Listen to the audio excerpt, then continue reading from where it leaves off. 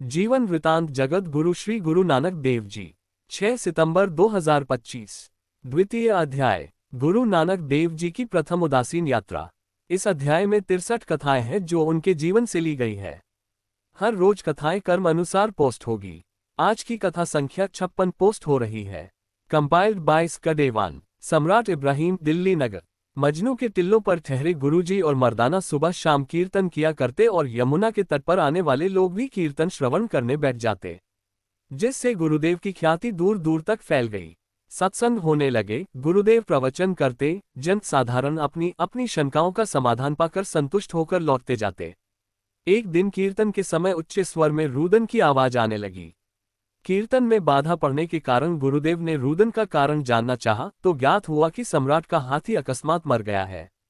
इसलिए महावत तथा उसका परिवार सम्राट के क्रोध के भय से रो रहे हैं।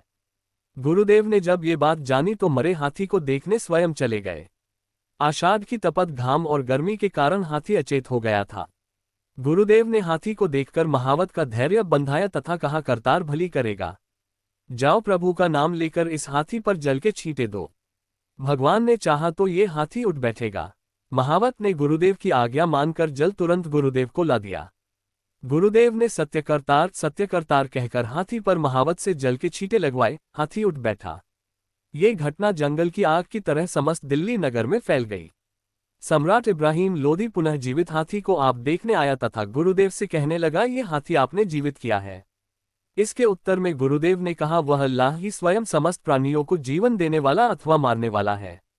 दवा फकीर की, रहम अल्लाह का। मारे जी वाले सोई, नानक एकस बिन अवर न कोई। जीवन और मृत्यु प्रभु आज्ञा में है, हम उसकी इच्छा में कोई विघ्न डालने के लिए तैयार नहीं। किंतु इस उत्तर से सम्राट संतुष्ट नहीं हुआ। वो तर्क करने लगा तथा कहने लगा, ए फकीर, मैं दवा की तासीर तब जानूंगा जब आप खुदा से फिर दुआ मांगे कि यह हाथी फिर से मर जाए। सम्राट की इच्छा अनुसार वहां पर खड़े सभी लोगों ने गुरुदेव के साथ प्रभु चरणों में प्रार्थना की कि हाथी मर ही जाना चाहिए। प्रार्थना समाप्त होते ही हाथी जमीन पर ढेर हो गया। ये देखकर सम्राट बहुत प्रसन्न हुआ तथा गुरुदेव से कहने लगा, ठीक है, फकीरों की दुआ में तासीर है, मैं मानने लगा हूं, परंतु आप मेरा हाथी पुनः जीवित कर दें। इसके उत्तर में गुरुदेव ने कहा, ये कोई मदारी का खेल नहीं, अब ये हाथी कभी भी जीवित नहीं हो सकता। सम्राट ने पूछा, क्यों, क्या अब दुआ काम नहीं करेगी? इसके उत्तर में गुरुदेव ने कहा, अल्लाह के मारे को भक्तजन जीवित करवा सकते हैं, परंतु भक्तजनों के मारे को अल्लाह जीवित नहीं कर सकता। सम्राट ने पूछा, इसका अर्थ क्या हुआ? गुरुदेव ने कहा, अल्लाह अपने भक्तों की सदैव लाज रखता है। अल्लाह के बांधे हुए को भक्तगण प्रार्थना से छुड़वा सकते हैं, किंतु जिसको भक्तों ने बांध दिया उसे प्रभु नहीं छोड़ता। सम्राट प्रसन्न होकर कहने लगा, आप मुझे कोई सेवा का अवसर दें। आपको धन चाहिए तो बताएं। गुरुदेव ने कहा, हमारी मांग केवल प्रभु दर्शनों की है, इसके अतिरिक्त और कोई तृष्णा नहीं, बस हमारी फकीरी ही हमारा अपार धन है। इस घटना के पश्चात गुरुदेव के दर्शनों के लिए जन साधारण उपहार लेकर आने लगा, जिससे बहुत धन इकट्ठा हो गया। उस धन से गुरुदेव ने दिल्ली में एक स्थान पर पानी की कमी से पीड़ित जनता के लिए एक कुआं बनवा दिया, जिसे आज भी लोग नानक प्याऊ के नाम से जानते हैं। श्री वाहे गुरु जी का खालसा, श्री वाहे गुरु जी की फतह।